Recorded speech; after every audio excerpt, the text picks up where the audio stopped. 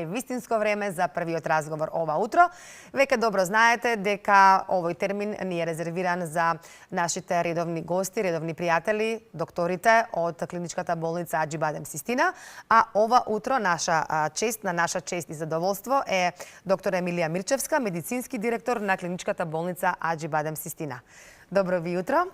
Добро утро, благодарам за поканата и поздрав на гледачите на Алфа Имате телевизија. навистина убава, интересна тема со наша Суза. Ја најавивме на почетокот на емисијата. Би сакала само да ве прашам дали ќе сакате нешто да се напиете, може би едно македонско кафе? Благодарам. Може? Не, благодарам. Не? Добро. Повелете. Благодарам многу, Ирина. Поздрав уште еднаш официјално и од мене до нашата гостинка ова утро. Драго ми е што отвараме една ваква тема, едно ново поглавје, всушност нова ера во хирургијата. Пред точно една седмица во клиничката болница Аџибадем Систина се изврши првата роботски асистирана интервенција, многу сложена, многу сериозна интервенција. И со ова се отвара една нова врата. Што значи за нас ова прва изведбена прва роботска асистирана операција и за напредокот на целокупната хирургија? Токму така, пред точно една недела, на 17 јули годинава, во нашата болница ја направивме првата роботски асистирана хируршка интервенција. Во суштина, ова достигнување беше резултат на нашата континуирана посветеност на пациентите да им ги овозможиме најсовремените медицински иновации и во исто време да обезбедиме здравствена грижа од највисок стандард. Ова беше голем чекор за нашата болница, меѓутоа не само за нашата болница, туку и за целото македонско здравство. Воведувањето на робот асистираната хирургија отвара една сосема нова ера, едно ново поглавје во медицината. Ние сме горди што сега можеме да понудиме една многу понапредна хируршка грижа за нашите пациенти, но не само за граѓаните на нашата држава, туку и за граѓаните од поширокиот регион. Како медицински директор во Аџибадем Систина, како ја цените подготвеноста на вашите тимови да се справат во вакви нови ситуации?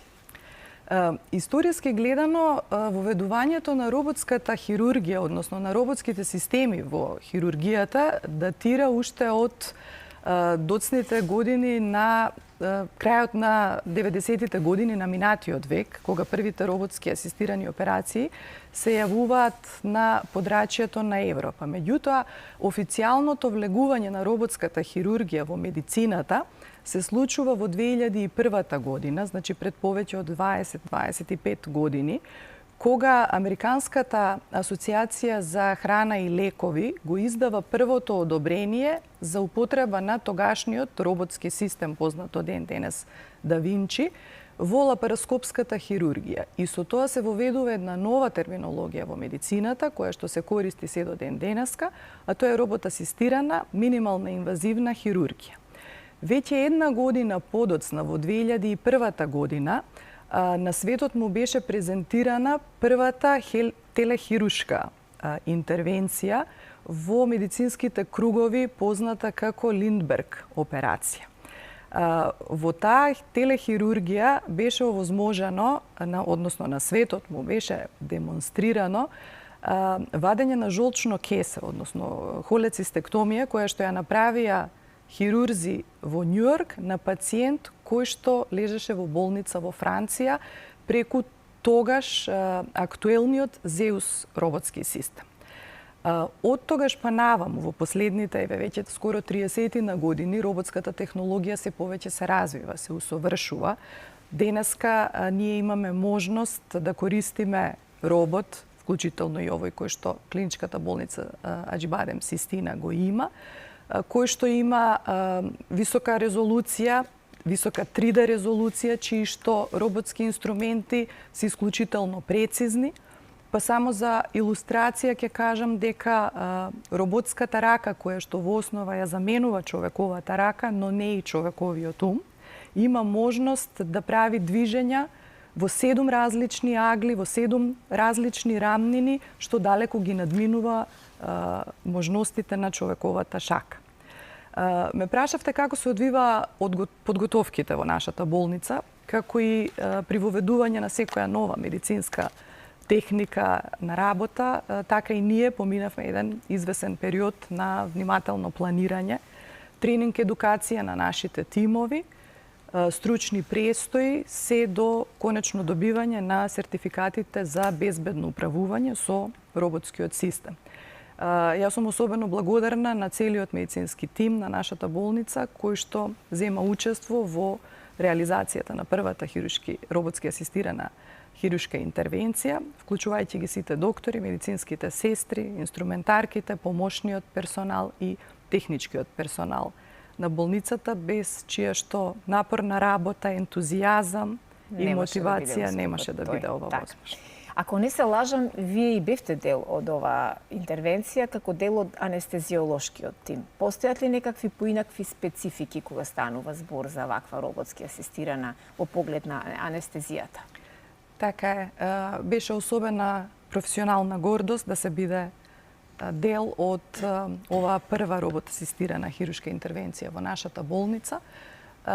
Улогата на анестезиологот во секоја хируршка интервенција, па вклучително и во робот асистираната, се темели на обезбедување на максимална безбедност на пациентот за време на целата операција, постоперативниот период, што подразбира една внимателна пред се подготовка и селекција на пациентите кои што се подобни не само за изведување на робот асистирана хирургија, туку и за добивање на анестезија во услови на робот асистирана хирургија.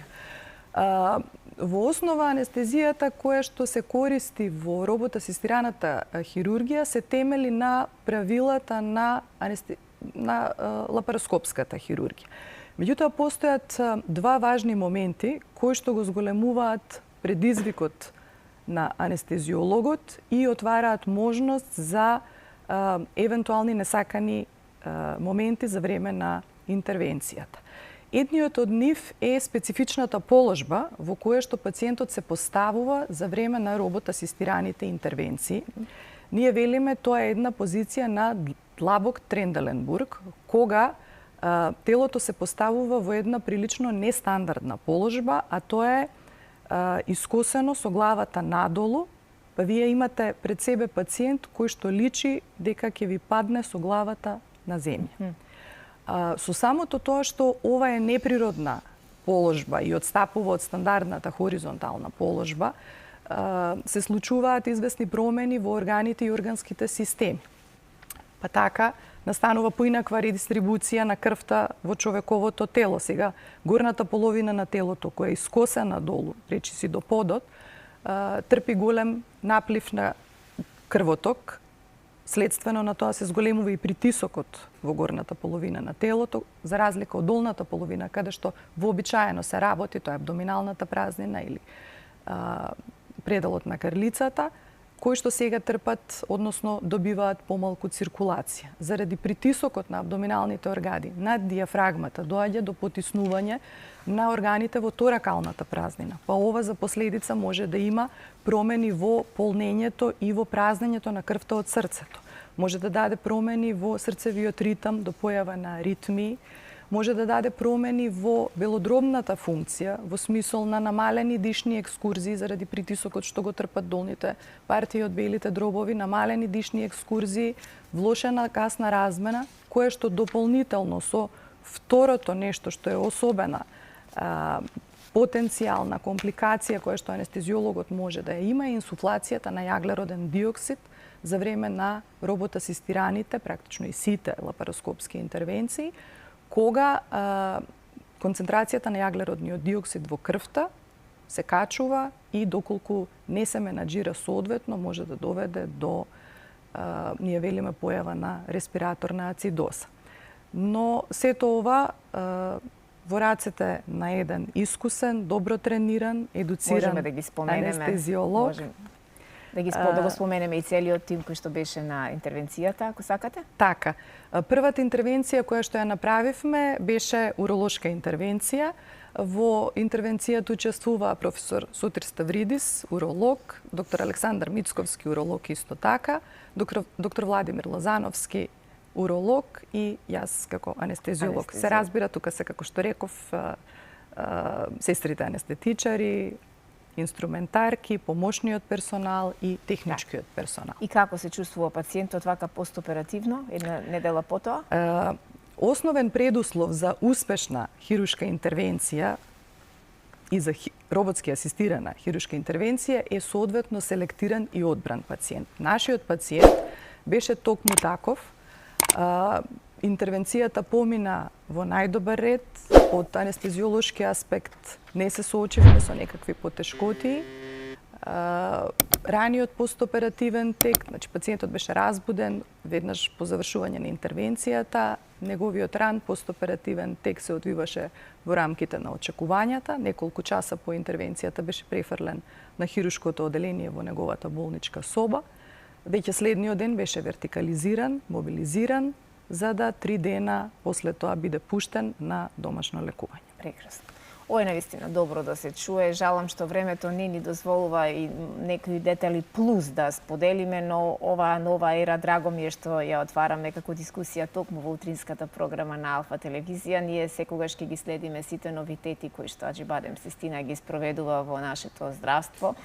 Не само во земјава, како што рековте, туку и пошироко во регионот. Познати сте како пионери и први кои што ги воведуваат најновите методи, најновите технологии и апарати, така да секоја чест за сите тимови кои што комплементарно со еден персонализиран пристап за секој пациент правите дури на моменти невозможни нешта и решенија произведувате. Секоја чест, ви благодарам многу што ви благодарам за поканата. Клиничката болница Аџибадем Систина и понатаму продолжува да инвестира во нови современи медицински технологии, се со цел да го подобри, да ја подобри здравствената услуга и да им овозможи на пациентите здравствена грижа од највисок стандард. Ви благодарам многу. Ви благодарам и вам. Ви благодарам и јас, докторке, за ова ваше гостување.